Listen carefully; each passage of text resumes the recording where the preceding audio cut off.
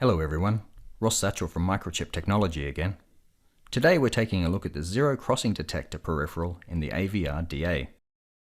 The AVR DA family of MCUs has a new feature not previously seen in AVRs, the zero crossing detector, or ZCD. So what is a ZCD and why would I want one? Traditional ZCDs have been around for a long time and are used to detect when an AC signal, which is often mains voltage, crosses the 0 volt threshold. It can be used as a frequency counter, accurate long-term time measurement, or for dimming or switching in power electronics circuits. It also finds applications in detecting the presence of mains voltages as part of low-cost safety switches. If they've been around for a long time, why is this one better?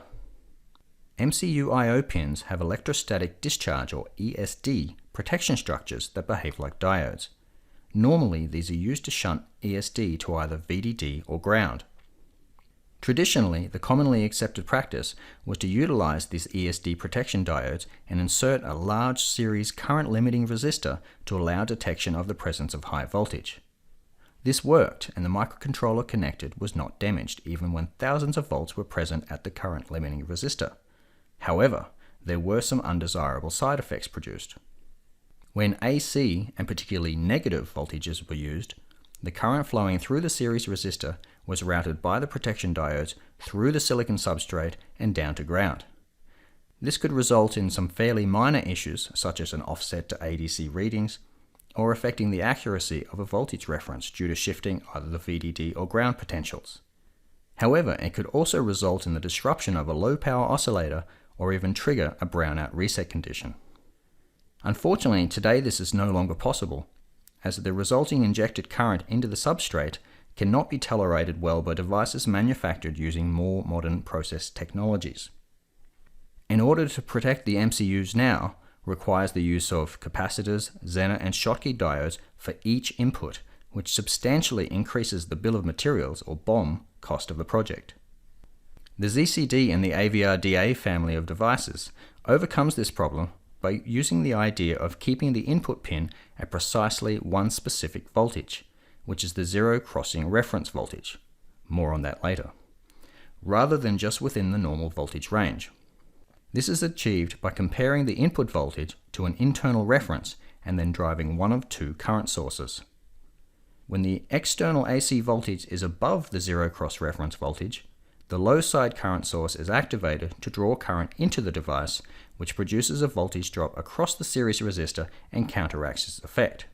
Then when the input voltage is below the zero cross reference voltage, the high side current source is activated, which sources current out of the device and produces an opposite voltage drop.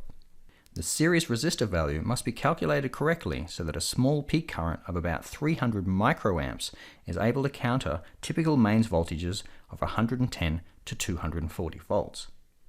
So now the problem has been reduced to identifying the moment when the two current sources are being switched. This is achieved by detecting when the current through the ZCD input pin changes direction.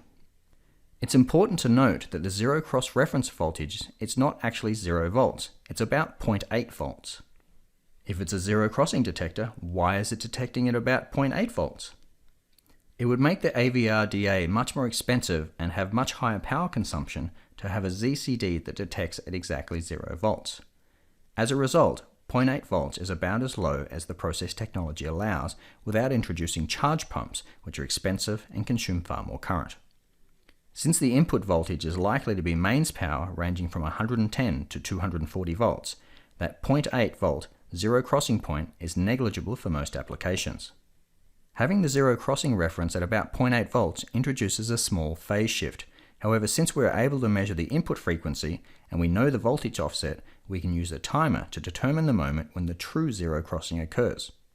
For applications with a sinusoidal input voltage, the input can be corrected by AC coupling, using a capacitor in series with the current limiting resistor, or having a pull-up or pull-down resistor to compensate the voltage offset. The ZCD module also includes a status bit to determine when the current source or sink is active, so we can easily determine whether the input signal is currently positive or negative. As the input signal crosses the zero crossing reference, the output toggles, resulting in a square wave with a period equal to that of the input signal. The ZCD output can be used externally as a digital output or internally with other peripherals. Additionally, the ZCD peripheral can be used to trigger events or interrupts on rising edges, falling edges, or both, and the polarity of the output can even be inverted. The ZCD peripheral is a core independent peripheral, or CIP, meaning that once it is set up, it doesn't require any CPU intervention at all, meaning that the CPU can be sleeping and only waking when necessary, which makes it very valuable in low power applications. The AVR DA, depending on the package selected, can have up to 3 zero-cross detectors. So, the ZCD peripheral on the AVR DA family of devices can help substantially reduce the BOM cost and power consumption of your next project, while eliminating the known shortcomings of the traditional method of zero-crossing detection. For more information, check out the links in the description below. Remember to smash that subscribe button and hit that notification bell to get the newest content from Microchip Technology. If you enjoyed this video, please give it a like or a comment. Thanks for watching.